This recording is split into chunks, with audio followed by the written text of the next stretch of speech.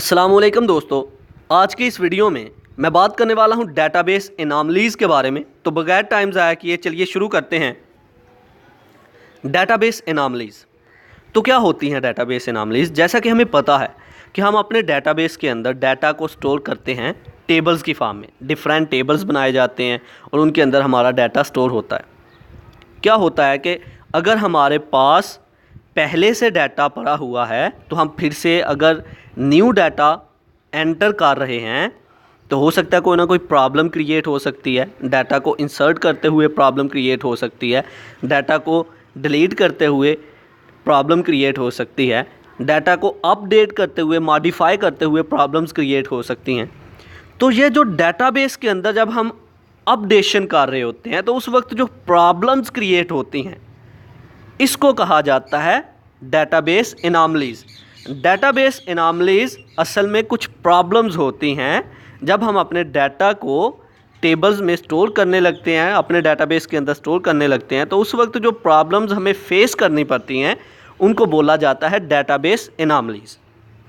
तो डेटाबेस एनॉमलीज़ के कुछ 3 तरह की टाइप्स हैं, जिसमें है इंसर्शन एनॉमली। इंसर्शन एनॉमली ये होती है कि जब हम अपने डाटा को डेटाबेस के अंदर इंसर्ट कर रहे होते हैं, मतलब डेटाबेस के अंदर एंटर कर रहे होते हैं, तो उस वक्त जो हमें प्रॉब्लम फेस कोई भी करनी पड़ती है उसे हम बोलते हैं इंसर्शन एनॉमली। इसी तरह डिलीशन एनॉमली। डिलीशन एनॉमली ये है कि अगर हमने अपने डेटाबेस के अंदर से किसी भी किस्म के डाटा को डिलीट करना है और डिलीट करते हुए अगर हमें कोई प्रॉब्लम क्रिएट हो रही है, प्रॉब्लम फेस करना पड़ रही है, तो उस वक्त जो प्रॉब्लम आएगी उसे बोला जाएगा डिलीशन एनॉमलीज़। इसी तरह मॉडिफिकेशन एनॉमली है। मॉडिफिकेशन एनॉमली ये है कि जब हम अपने डाटा को अपडेट कर रहे होते हैं, डेटाबेस के अंदर अपने डाटा को मॉडिफाई कर रहे होते हैं, चेंज कर रहे होते हैं, तो उस वक्त जो हमें प्रॉब्लम्स क्रिएट होती हैं उसे बोला जाता है मॉडिफिकेशन एनॉमलीज़। तो चलिए अब इसको लफ्ज़ी तौर पर पढ़ते हैं। Point number 1, database anomalies. Database anomalies are the problems in relations that occur due to redundancy in the relation. Database anomalies असल में टेबल्स में कुछ प्रॉब्लम्स होती हैं जब हम रिडंडेंसी क्रिएट कर देते हैं, जब डाटा डुप्लीकेशन हो जाती है, तो उस वक्त हम जो प्रॉब्लम फेस करते हैं वो होती हैं एनॉमलीज़। ठीक है। Number 2, these anomalies affect the process of inserting, deleting and modifying data in the relation.